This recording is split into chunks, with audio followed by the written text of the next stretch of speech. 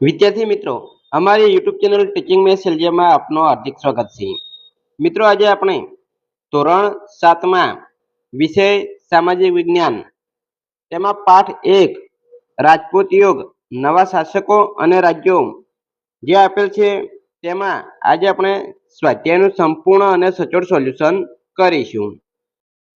જો વિદ્યાર્થી મિત્રો તમે પૂરેપૂરો વિડીયો જોશો તો તમને ખ્યાલ આવશે અને તમારી જે આવનારી પરીક્ષાઓ છે એમાં પણ તમને ખૂબ જ મદદરૂપ થશે.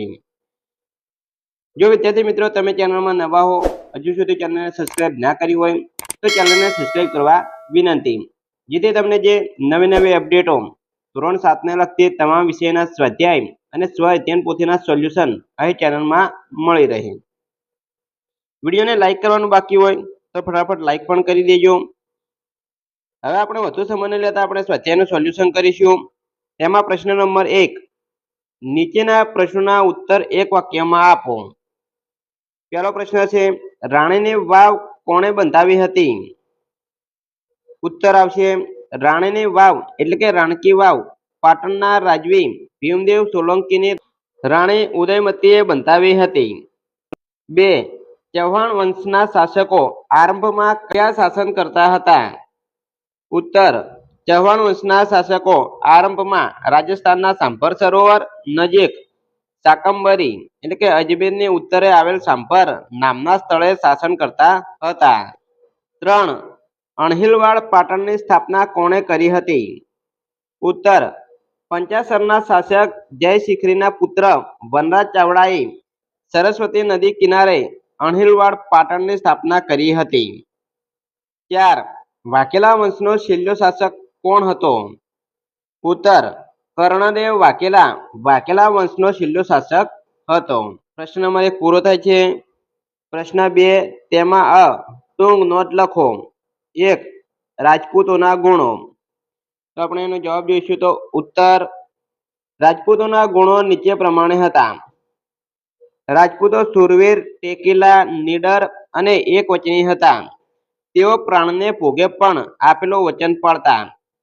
તેઓ રણભૂમિમાં કદાપી પાછી પાની કરતા નહીં. યુદ્ધમાં દુશ્મનો સામે જીતવાની આશા ન હોય ત્યારે તેઓ કેસરિયા કરતા અર્થાત મૃત્યુને પીડતા. તેઓ ગૌ બ્રાહ્મણ પ્રતિપાલક હતા. તેઓ શરણાગતનો કોઈ પણ ભોગે રક્ષણ કરતા. તેઓ યુદ્ધમાં ક્યારેય અધર્મ કે સ્થળકપટ પ્રપંચ રમતા નહીં. તો મિત્રો આ જે છે તે રાજપૂતોના ગુણો છે. 2, રાજપૂત યુગનો વેપાર વાણિજ્ય. ઉત્તર રાજપૂત યુગમાં રાજ્યની વેપાર વાણિજ્ય વ્યવસ્થા પર દેખરેખ રાખવા માટે અલગ અલગ વિભાગો હતા. એ વિભાગ પરદેશ સાથેના વેપાર પરની જકાત વસૂલાતની, વસ્તુઓની કિંમત નક્કી કરવાની અને લોકો માટે આવશ્યક ચીજ વસ્તુઓ મંગાવવાની વ્યવસ્થા કરતો હતો. એ સમયે જમીનની ઉપજનો 6ઠ્ઠો ભાગ કર રૂપે વસૂલવામાં આવતો હતો. રાજપૂત યુગમાં જમીન પરનો કર ભાગ નામથી ઓળખાતો હતો. રાજપૂત યુગમાં શહેરો અને ગામડાના જકાત લેવાના થાણા પર, સિંચાઈ પર અને બંદરો પર કર ઉઘરાવવામાં આવતો હતો. પ્રશ્ન નંબર 2માં બ જોઈશું તો નીચેના પ્રશ્નોના ઉત્તર આપો. 1, ઉત્તર ભારતમાં કોઈ પણ 3 મુખ્ય રાજવંશોના નામ લખો. જવાબ, ઉત્તર ભારતના મુખ્ય રાજવંશોના નામ આ પ્રમાણે છે: ગઢવાલ વંશ, ચંદેલ વંશ, પરમાર વંશ, ચૌહાણ વંશ, સોલંકી વંશ, ચાવડા વંશ, વાઘેલા વંશ, પાલ વંશ, સેન વંશ વગેરે. તો મિત્રો આમાંથી તમે કોઈ પણ 3ના નામ લખી શકો છો. 2, દક્ષિણ ભારતના કોઈ પણ 3 મુખ્ય રાજવંશોના નામ જણાવો. જવાબ, દક્ષિણ ભારતના મુખ્ય રાજવંશોના નામ નીચે પ્રમાણે છે: ચાલુક્ય વંશ, રાષ્ટ્રકૂટ વંશ, યાદવ વંશ, હોયલસ વંશ, વરંગલ વંશ, પલ્લવ વંશ, ચોલ વંશ, પાંડ્ય વંશ, ચેર વંશ વગેરે. તો મિત્રો આમાંથી તમારે કોઈ પણ 3ના નામ લખવાના છે. 3, ગુજરાતનો પ્રથમ સુલતાન કોણ હતો? ઉત્તર ગુજરાતનો પ્રથમ સુલતાન મુઝફ્ફર શાહ હતો. તેનું મૂળ નામ જફર ખાન હતું. 4, રાજમાતા મિનળ દેવીએ પ્રજા કલ્યાણના કયા કયા કાર્યો કર્યા હતા? અથવા કારણ આપો. મિનળ દેવી આદર્શ રાજમાતા હતા. उत्तर રાજમાતા મિનળ દેવી પ્રજાવત્સલ હતા.